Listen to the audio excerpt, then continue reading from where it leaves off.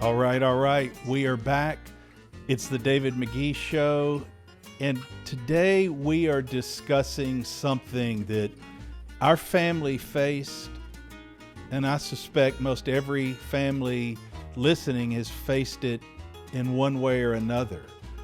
It's about chasing this arrival, how we think when life gets harder, and I don't mean necessarily from crisis like we faced, like everybody will face it one level or another along the way. I mean, just the pressures of life, jobs, children, volunteering, just keeping the wheels running on a family life. It can feel hard at times. And when we're in that chase, we can think, if we could just get to the next thing, if I could get the promotion, if I could get this book finished and make it very good, then things would happen for me and we would then be okay. I said it. We did it. But there's this myth of arrival.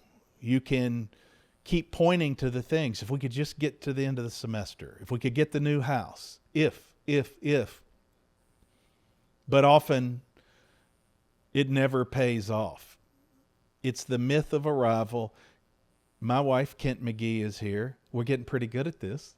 We are. Well, I don't know if we're good at the podcast, but we're getting pretty good at we're sitting down together Right. to do it. So that's a big win.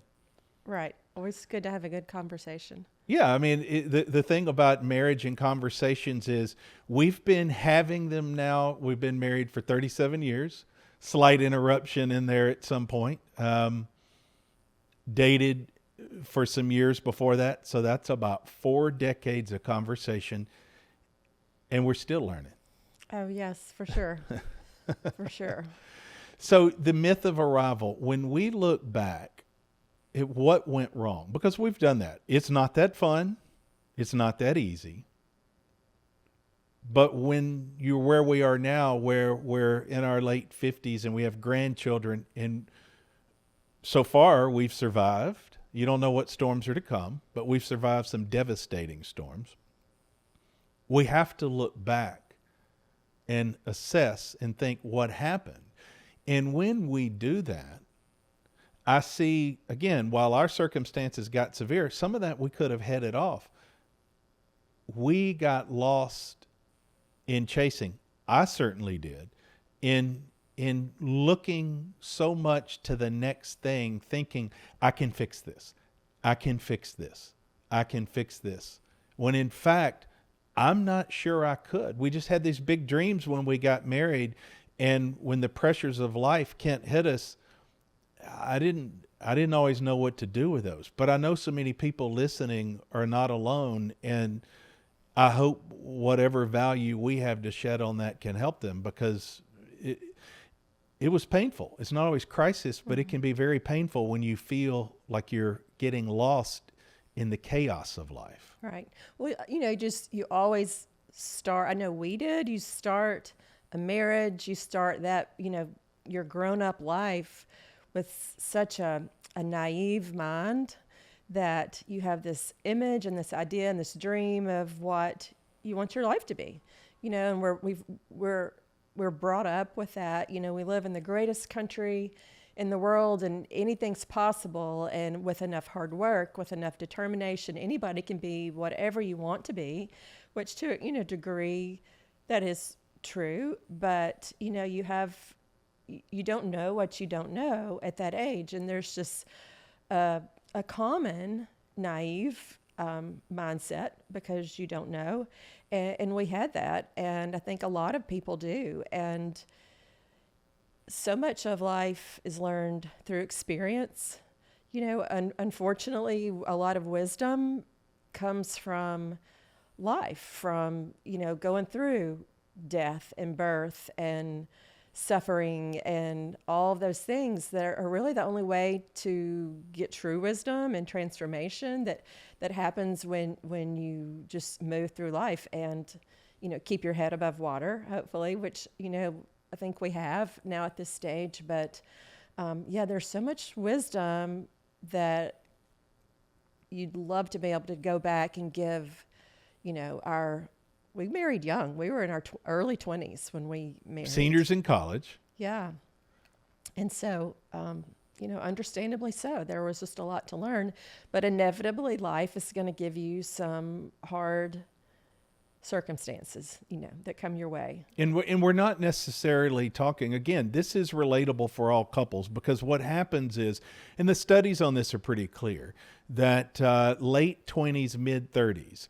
And so, well, let's divide it out for individuals. Men, for example, can and often do struggle at that period of life when they start feeling like they're not enough, that whatever they have done at work, with their family, whatever they earn, it's not enough. And so it's easy to think, I can't go to church today. I remember saying that many Sundays.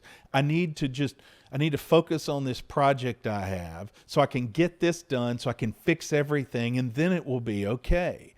I can't just really enjoy today because I need to just do this. We've got to fix this. And I would say that so many times as life began to it gets more chaotic. We had 3 children, and it's a natural progression, and there's no apologies needed for you need some things. You need to achieve some things. You want growth. You want to be able to put bread on the table. You want to have a bigger house, enough room for everybody. Or a house. A house. You don't want it to be renters. Yeah, I mean, you're right. It's a normal, healthy progression at first, establishing what you want your career to be, or, creating your family and becoming involved in your community. It's all, though, a very building of your exterior self. Yes. But that's important. I mean, that serves a role. It has a role. It's more a tool. Your identity, how, you're seen, how, your goals, but they're all very often at that young age, you're doing the work. You're, building up, climbing up a ladder that's very often just an exterior measured ladder, you know? Yes. So what this is about, what this gets down to, and I promise there are young couples, people listening now that are feeling that pressure, and it's not always young. I mean, deep into your 40s is when it finally broke me. But what we're talking about, I've been fortunate to be able to go speak to many parents in this work I do. And I get in schools, I get in churches, and I get to engage with parents. And a common theme, and you hear it, you come along to some of those with me. A common theme that comes out of the parents is one that's been talked a lot in the media, and it's discussed a lot. It's the achievement culture and the problem of that. Well, here's where that gets tricky. It's always in the conversation viewed about pressure that's put on the children, often by the parents, so they're brought in that conversation. But it's about how we put this pressure wrongly on our young people to achieve. And that's right. It's more about who they are and how they are. But what I try to remind parents, and I think the moral of this conversation is, the lesson goes for them too. The achievement culture for parents is problematic in just the same way. It also is more about who and how they are. And in our lives, until, and I'll just speak for me in particular, when I began to crumble, you talk a lot about the order, disorder, and reordering, and I want to hear your thoughts on that and kind of what happened to us and what happens to other people, Kent. But when that disorder began to hit us in our early 30s, and me in particular, my solution was in panic. I panicked. I felt panicked. I felt turmoil inside, and my solution was to go try to achieve things to make it all go away. And then when I couldn't, I felt pretty bad about myself. And then that brings in a whole other array of problems. Right. Well, what you referred to about the order, disorder, reorder, we've talked about this a lot, but I read Richard Rohr's Daily Meditation every morning. He's a Franciscan priest he's pretty well known, but sends out, you can sign up to get a daily meditation. So it's usually how I start my day. And he has this. At 4 a.m. when you get up. Yeah, usually I am an early riser, so it's my Nobody peaceful to talk time. to you then, right? And I think he even has a book about it, but it's order, disorder, reorder. We all start life in this kind of a naive mindset of building order in your life. It's like we said, building the career, creating who you want to be in your community, putting together a family. It's very much just, starting to climb a ladder, which you need to do. And it's important work. But then he explains that most people, if you live long enough, some kind of disorder is going to enter and rock your world. Some people, that doesn't come until late in life, but some others, it comes midlife to early life, and it shows up in ways like a disease comes in you or a loved one, or divorce, or a death. Job loss. Loss of job. Any of these things that you never saw coming, you didn't plan for, but it rocked your world and really just changed. You had those moments of, okay, how am I going to go on from this, And that's your period of disorder. It comes for most of us, like I think it was a Mike Tyson quote that I saw that says, everybody has a plan until you get punched in the face. and then your plan, okay, my plan, it's not going to work anymore. I've got to change the plan, right? So that's kind of the idea of the disorder. And a lot of people can get stuck in disorder. You can get stuck there. Like everything fell apart. We did. We didn't plan this. I didn't want this. I didn't want to get divorced. I didn't want my child to die. All the things. And you just kind of withdraw and can get stuck there. And, what usually happens then, you're cynical and judgmental and very opinionated and have this low-level anger. I mean, I've been there and I know people there now, and we all do. And, that's the idea that it's this wisdom path that then hopefully you can lift yourself out of the ashes of whatever that disorder was and then move on to the third box, which is reorder, and looking around and realizing what your life's purpose is, what you want it to be. And it might be a totally different direction from that one you were climbing up the ladder in the first box, And then, you realize that maybe where you were chasing happiness before, when you come into reorder, you find the things that bring you joy, and very often it's acts of service, finding ways that you can make a difference in the world, your purpose. And sometimes it means smaller things, you definitely just like a little reshifting of values, but it is like how he calls it the wisdom path, because, hopefully we get there if we, survive, and that's what, move through all the stages, and that's what know we've that been that's working at the on. end. That's at the end of the path. We've been working on that. That's so well said. I have to admit, I've known what I love about marriage is you never know what beautiful surprises will come. I didn't see the Mike Tyson quote coming.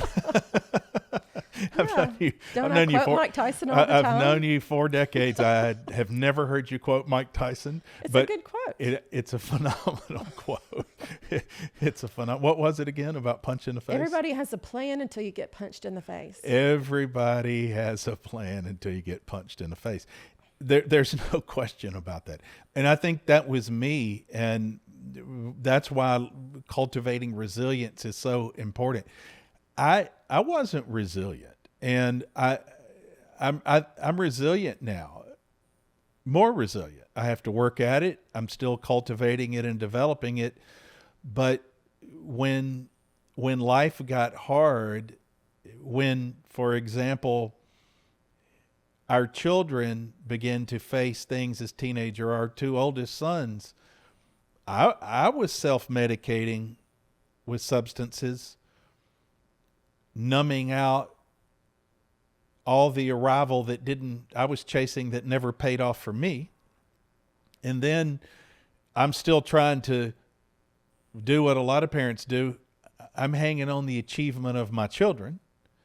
And then when I see them struggle with substances, misusing substances, frankly, it deepened my problems because I wanted to hide those feelings and bury those feelings. And so my whatever level of substance misuse I had about feeling bad about all I hadn't done, about where I didn't measure up, then as our children turn into teenagers, I can't control it.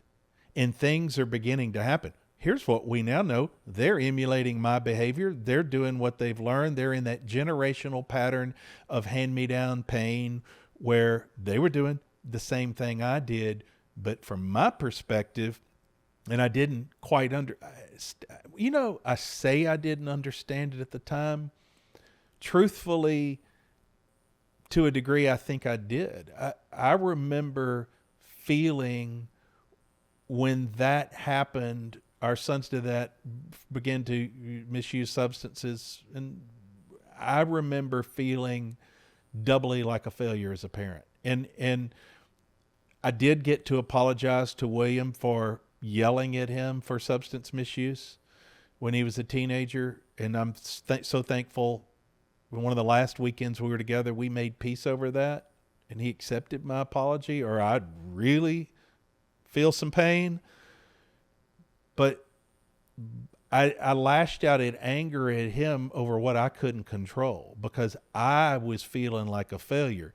So we go back and look at what happened. We're chasing that arrival. My achievement, our family's achievement, me looking at our children through my eyes of their achievement for me, and it began to feel like we've lost all of this and it's broken and it got away.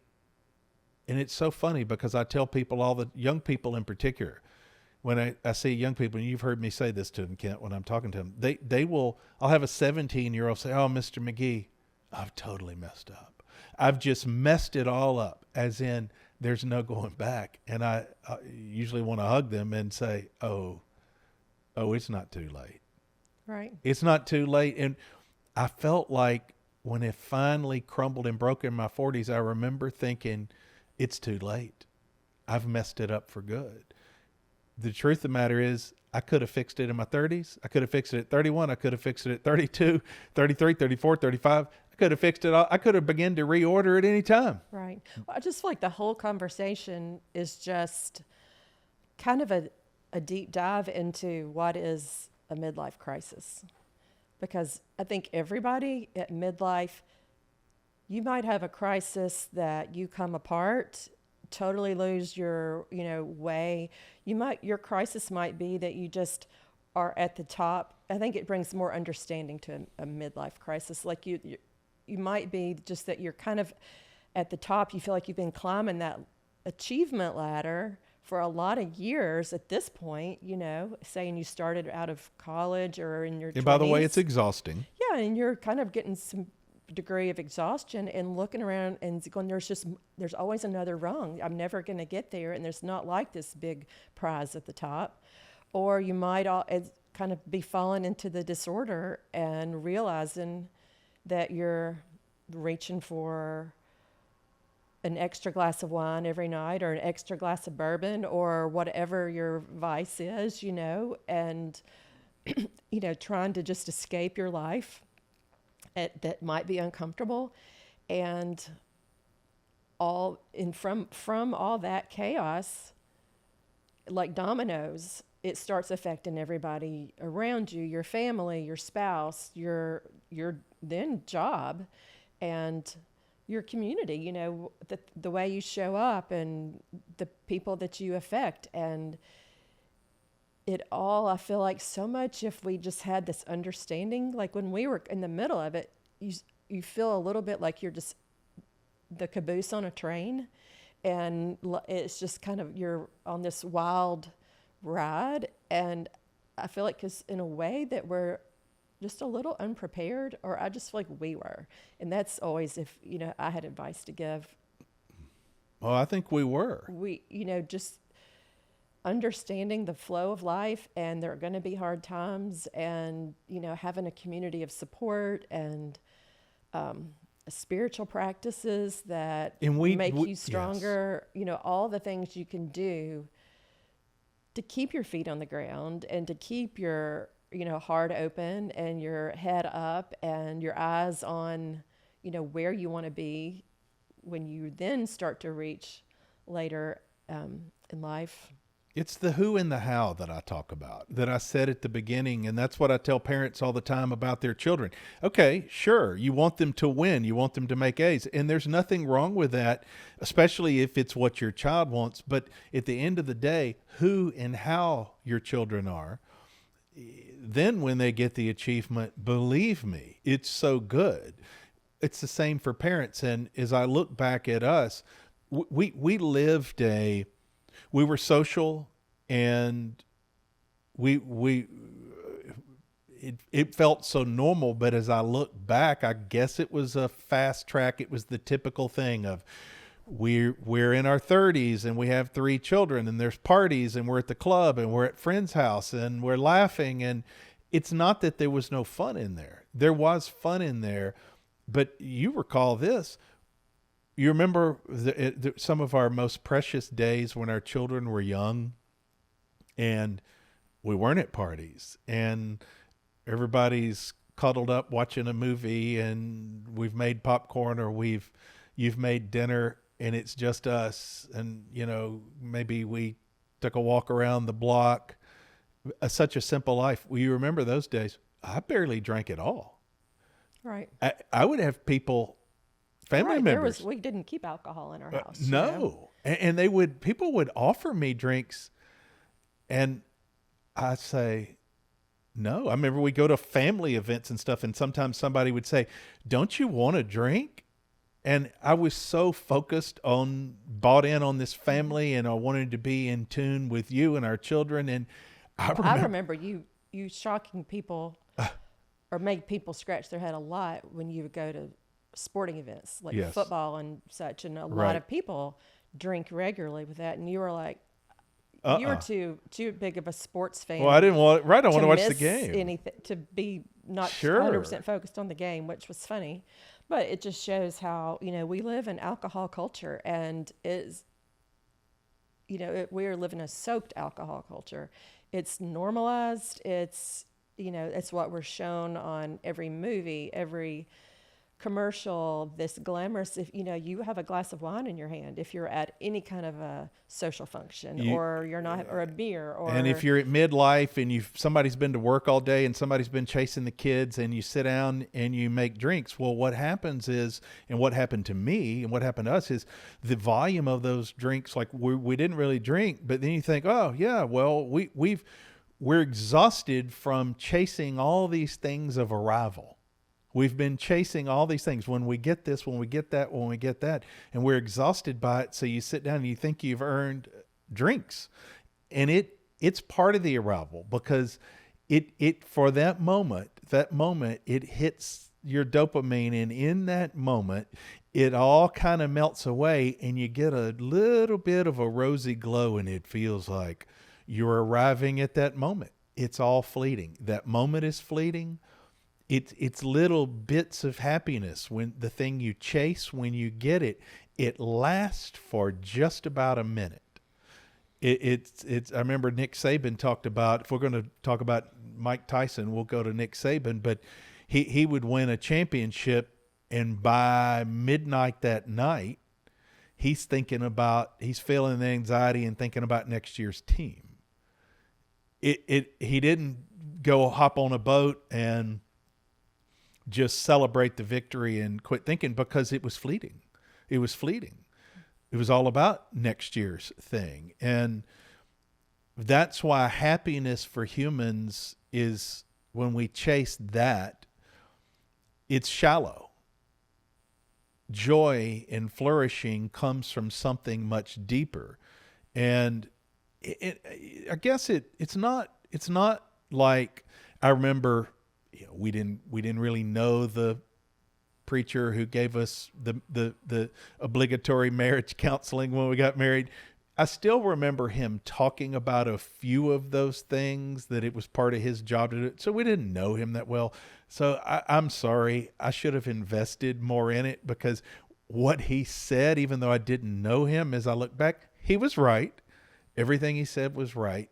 And I think that's just what is so important to share as we look back. It's this myth of arrival. And if I've found any peace in the years, as we've been back together, it doesn't mean we have it all figured out. And we get still periodically caught into that chase and that thing. And there's no apologies for that. We humans are wired that way, and culturally, it will keep trying to grab us and point us that way. We have at least come to a point in our growth, just like having this conversation now, that when we start doing it, we can talk about it and say, is this what we want or not? Is this what we want or not? And give it a litmus test with ourselves. And sometimes it takes some days of talking through it, and we'll bring different ideas as we work our way through it. Back in the day, it just seemed like chasing everything was a good idea. And I think that's where the family can suffer. And that in particular is where couples can suffer. And frankly, as a man who felt like I had a responsibility in my family, and I did, and I do, I crumbled. And I'm sorry for that. And, Well, you know, as you know, we talked about, I teach yoga, and I've done this in my class a handful of times. I'll just, sometimes you just kind of offer out a question for thought. And I ask them if you could go back and talk to your, I've done different ages, like your 20-year-old self, or even your 30-year-old self, just kind of get still, go back, picture who you were, what the things you were involved in at that stage of your life, what was important to you, how you spent your time. And if you could just go back in a time machine and sit down across the table from yourself, say at age 35. So what would you, if you could do that, David, like what would you go back and sit down and tell that young man today? I wish I could. I have an answer, and that's a great question, and we'll end on this one. But, I'm sorry to get emotional. Well, I'm not sorry. I'm emotional because I think if I could, might it have saved our family a lot of loss and pain? Would our William still have been here? Would I, maybe. What I would go back and tell that 35-year-old David, that 35-year-old me, is I would say, hey, fella, look, man, you are enough. And you actually have caught everything you want. You don't need to chase. You don't need to try to arrive. You were this adopted boy who wanted a family. You wanted a family that loved you. You wanted your own blood. You wanted a spouse, children, a warm home, a warm meal, and a good night's sleep, and be thankful to God and for all your blessings. And man, I was chasing nothing. And in that chase, you're running away from the very thing that you have. And it's all I ever wanted. And I think that I was mistaken in what they wanted from me. It wasn't things and what they needed from me. And I would go tell that 35-year-old, dude, man, you are enough. And you are achieving by showing up and being a good human and being with your family. And I think that's one of the best things I do, particularly with young men today. But a lot of it's covert work, because I my bill of goods on the work I do is that, oh, David, he works with young people. So these parents call me all the time. We're having these issues with our son. Oh my gosh, can you help us? And because we talk about it a lot and you watch it. It's a covert operation. Really? A lot of times I'm trying to get to the parents. And they frame it as a door and a gateway of opportunity because their child is struggling, but just about always they are struggling also. Maybe not in the same way, but in some ways, just like we were. It wasn't just about our children. It was about us, and it was about me. And I love that question. And I'm going to keep telling that young David that, in essence, I'm going to keep telling fathers and parents and young men and women that, because it may sound silly that they just need to be reminded they are enough, but they just do. And that's why so many people get to the deathbed, and all the studies show the same. They get to their deathbed and all they say is they wish they had more quality time with the people they love. They don't want more things. They're just going to go away, and all their things will just float away. And they just wish they had more quality time with their loved ones. And when you're chasing all the things, all it is distraction from that. All right, it's the David McGee Show.